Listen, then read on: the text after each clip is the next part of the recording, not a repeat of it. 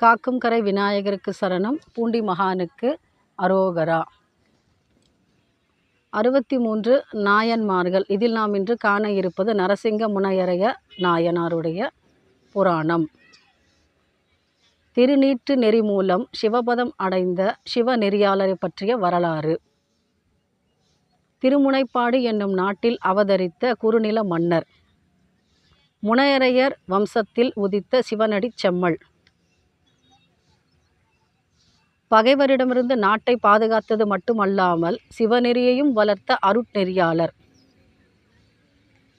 நரசிங்க முனையரைய நாயனார். சிவன் மீது மிகுந்த ஈடுபாடும் அன்பும் பக்தியும் கொண்டவர். சிவனடியார்களிடத்தும் திருநீரை அணிந்த சிவனடியார்கள் மீதும் பெருமதிப்பும் மரியாதையும் கொண்டிருந்தார். குறுநில மன்னர்னு சொன்னோம் இல்லையா? அந்த நாட்டில் இருக்கிற அத்தனை சிவாலயங்களிலும் 6 கால பூஜைக்கும் அற்புதமாய் அவர் தயாராகுமாறு ஆணையிட்டார். ஒவ்வொரு நாளும் சிவன் அடியார்களுக்கு வேண்டிய அத்தனை பணிகளையும் இன்முகத்துடன் செய்தார். சிவன் ஆலயங்களை பாதுகாத்தார். அதனுடைய வளங்களை பெருக்கினார். இவருக்கு ஒரு நியமம் உண்டு. மாதம் திருவாதிரை நட்சத்திரம் வரும். சிவனுக்கு உகந்த நட்சத்திரமாக அது கொண்டாடப்படுகிறது. அன்றைய தினம் அவர் சிவனடியார்களை கூப்பிட்டு விருந்தளிப்பார். விருந்து அளிப்பதோடு மட்டுமல்லாமல் பொன்னும் பட்டாடைகளும் கொடுப்பார். ஒவ்வொரு சிவனடியாருக்கும் 100 பொற்காசுகளை கொடுத்து அனுப்புவார் விருந்து முடிந்த பின். இது தொடர்ந்து நடைபெற்று வருகின்ற வழக்கமான அறப்பணியாக இருந்தது. ஒரு மாதம் திருவாதிரை நட்சத்திரம் அன்றும் என்ன செய்தார்? விருந்துக்கு தயாராக சொன்னார். சிவனடியார்களை தாமே முன்னின்று வணங்கி வரவேற்றார். நரசிங்க முனையரருக்கு ஒரு உதவியாளர். அவரை கூப்பிட்டு அத்தனை அடியார்களையும் இன்முகத்துடன் வரவேற்று உணவு உபசரிக்க சொன்னார். அன்றைக்கும் கூட்டம் அதிகமாக இருந்தது.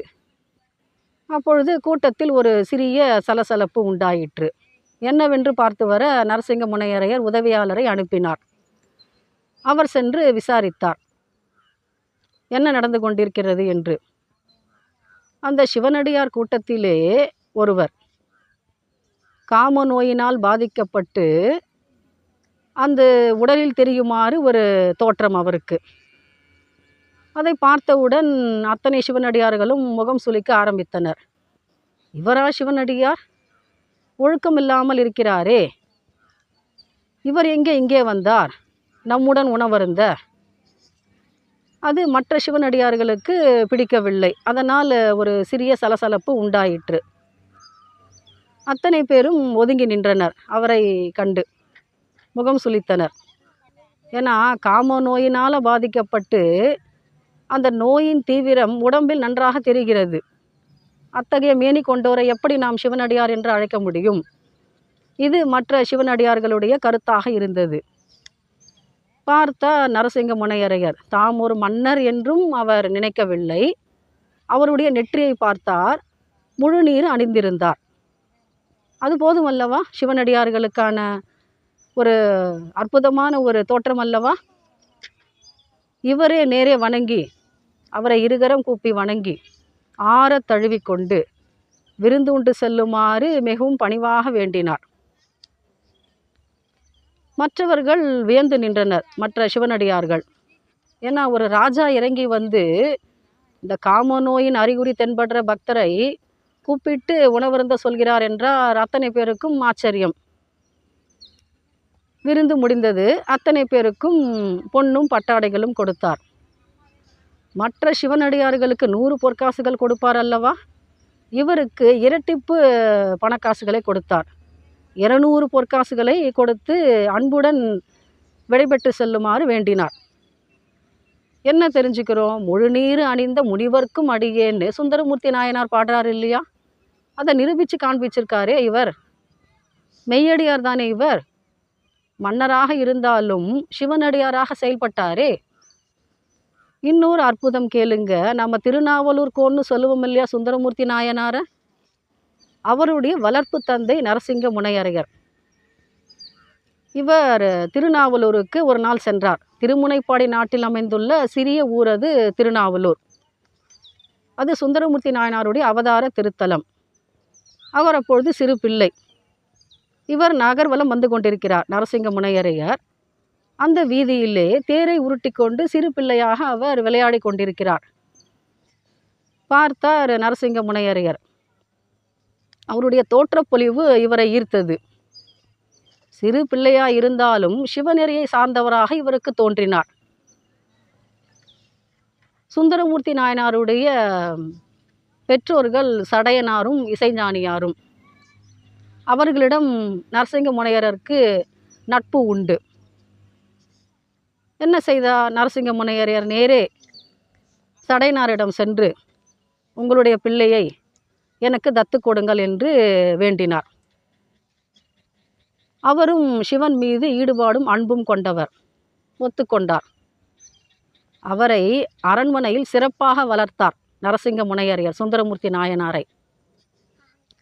சுந்தரமூர்த்தி நாயனார் தெய்வீக குழந்தை. அவரை வளர்த்த பேரு நரசிங்க முனையரையே சாரும். சுந்தரமூர்த்தி நாயனார் திருத்தொண்ட தகையில் அற்புதமாக பாடுறாரு, மெய்யடியா நரசிங்க முனையர்க்கும் அடியேன்னு. மெய்யடியான்னா யாரு?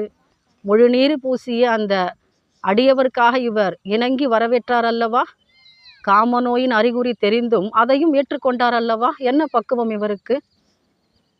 மற்றவர்கள் இகழ்ந்தாலும் மன்னனாகிய தாம் இகழாமல் அவரை வரவேற்று உபசரித்தார்.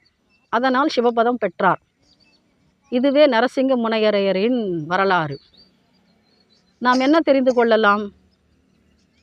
முழுநீர் பூசிய முனிவர்க்கும் அடியேன்னு சுந்தரமூர்த்தி நாயனார் திருத்தொண்ட தகையில் பாடுறா போல, முழுநீர் பூசிய ஒரே காரணத்திற்காக அந்த சிவனடியாரை ஏற்றுக்கொண்டார். சிவன் இவரை 63 நாயன்மார்களில் ஒருவராக ஏற்றுக்கொண்டார். சிவ நெறியாளர்களை வணங்குவதால் ஏற்படக்கூடிய பயனை இவர் நமக்கு காண்பித்து விட்டார். நாமும் வணங்குவோமே சிவனடியார்களை. வணங்கி சிவபதம் அடையலாமே. வாழ்க சிவனடியார்கள், வளர்க சைவநெறி, காக்கும் கரை விநாயகருக்கு சரணம், பூண்டி மகானுக்கு அரோகரா.